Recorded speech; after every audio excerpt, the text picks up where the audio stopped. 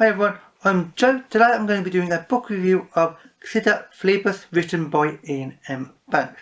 This was first published in 1987. It is the first novel of 10 set within the culture universe, and it is a science fiction novel that is classified under the space opera subgenre that is epic in scale and scope, with some grand ideas and some rather and unusual ideas, which I greatly enjoyed. First of all, I'll do a general synopsis of the book, and indeed I will start off by explaining what the culture is. It is a galactic civilization. It is indeed humanity that has expanded to the stars. We need resources to keep our very advanced technology, which is more advanced than anything we have now, operational. And we need the resources from other planets, moons and such to keep going. However, we are not the only galactic civilization in the universe. However, the main other one in this novel being the Iain. The Iain is a non-human civilization.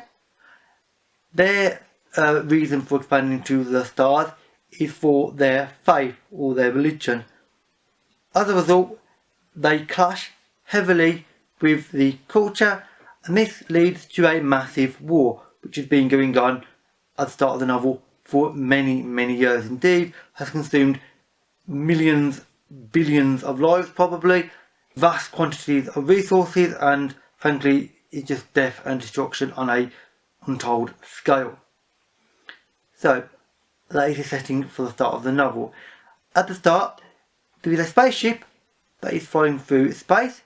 On board the spaceship there is a mind. Minds in this universe are artificial intelligences on a really high level. They are like a small spaceship in themselves.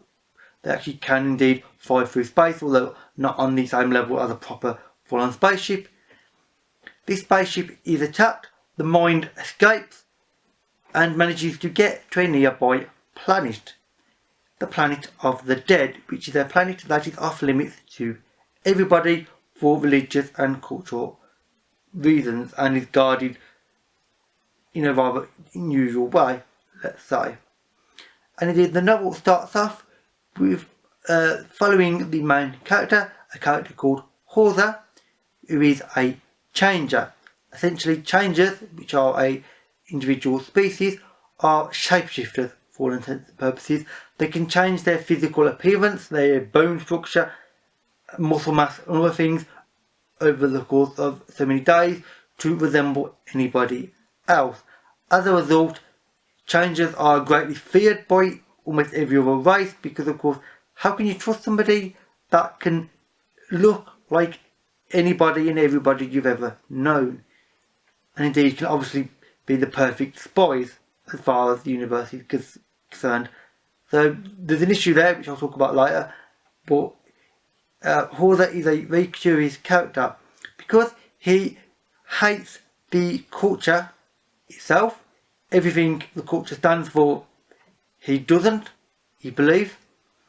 However, he is not a big fan of the Iains either. He does work for the Iains purely because on the old adage of the enemy of my enemy is my friend, which is actually something that Horza actually says in the novel itself. You know, he's with them because they oppose the culture. That's it. He doesn't particularly like them, but it's convenient for his use because he wants to harm the culture because it's so abhorrent to his way of life and indeed to the changers. The culture do not like changers, just like many other civilizations don't. So he's got hatred there, and this hatred festers.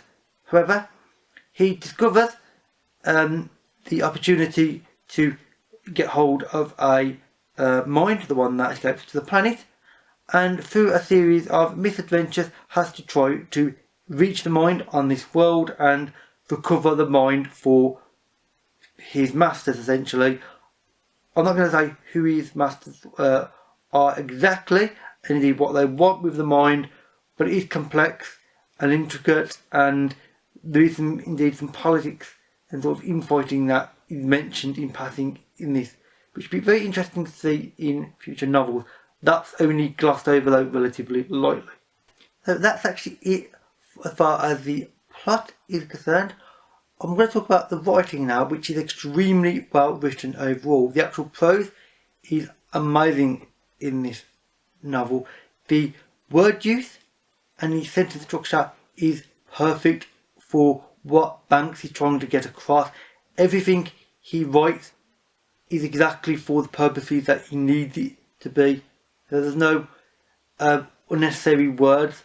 However, indeed this is one of the flaws of this book, as I see, the middle of the book does indeed have a large amount of rumbling going on, which does add to the world building, I will admit. However, it doesn't add to Hawser's plot to actually get hold of the mind. In fact, it actually detracts from Hawser's adventure to get back this mind, because it waffles on and rumbles on for so long that you start to forget what it is that Hawser is actually trying to achieve. And then when you switch it back to Hawser, you have to then think, hang on, what is he actually doing again? And why? And who are the characters again? You have to almost re-familiarise yourself with them, because you've only just discovered who they are. Then it has a sort of a kind of side section, and then it goes back to him again. It's not ideal in my mind. It adds to the world, but it could have been done in a slightly different order. You know, the actual order could have been drastically altered, and I think it would have worked a bit better to my mind. But it's still extremely well written, and it is a relatively minor point overall, because the book, the ideas and the writing is so strong that you can forgive it quite a lot actually. Indeed, I have quite easily. One of the concepts that this novel discusses and indeed brings to the fore is the idea of belief and acceptance of your place in society. How does Hawser in particular fit into these societies when everybody in them, as far as he is aware, hates him for his very nature, being a changer? He hates them in return, and his place in society is basically unknown. He thinks in some ways he can sort of force himself to fit in, because of course he is a changer, so he can appear to be what others are. But of course he's not fundamentally, he's not the same as anybody else. And this is like real life, you know, everybody tries at times to change the way they act to fit in with a particular group. Sometimes it works, sometimes it doesn't, but you can't live your life under an act. You've got to be yourself at the end of the day, and that is what the novel to me is trying to say. It's about being who you are and trying to find acceptance for yourself, not for something else. This is what Hawser is trying to learn in a very curious way, because of course what he is very rare indeed. There are very few changes, so he's having difficulty getting any acceptance from anybody. But, you know, he questions it and brings it to the fore in a curious manner. The other thing that it brings into question, and indeed a major point, is something that I've actually just mentioned, and that is Hawser's hate of the culture.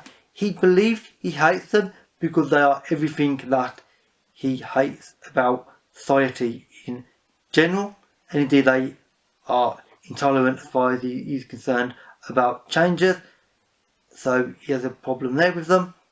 I mean, rightly so, of course, you know.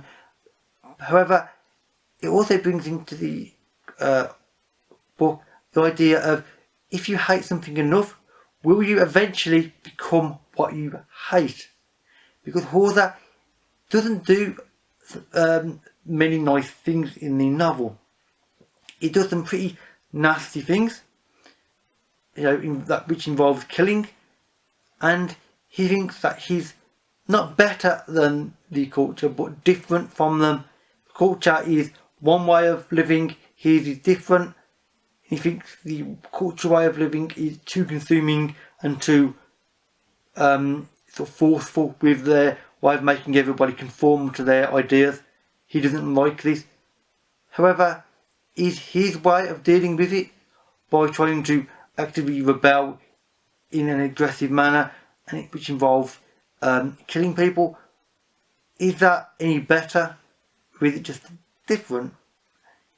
It's an interesting concept, and one that Banks does really well within the novel, and there are many other concepts and ideas that Banks tries to bring to the fore and questions. I'm not going to say what those are, because to my mind this novel is the one where it needs to be read and the ideas and concepts need to be discovered by the reader themselves. Obviously some general concepts can be explained, I mean obviously that's what I'm doing in this review, but for the most part some of the concepts need to be discovered yourself, and you need to think about the novel and what it's trying to say to you, the reader, because this novel can say a lot of things to a lot of different people. There's a lot more to this novel than meets the eye, and for that I would rate it quite highly. I mean, it does have some flaws as I mentioned, but on the whole it is a strong novel that I would recommend in total. If you've read this book, because this is the end of the review now, then please leave a comment and we can have a talk. If you would like to read this novel, or indeed have read any of the other culture novels and you think it might be useful for me to know something or a fact about Iain and Banks or something, then please leave a comment. With that said, that is it for this review.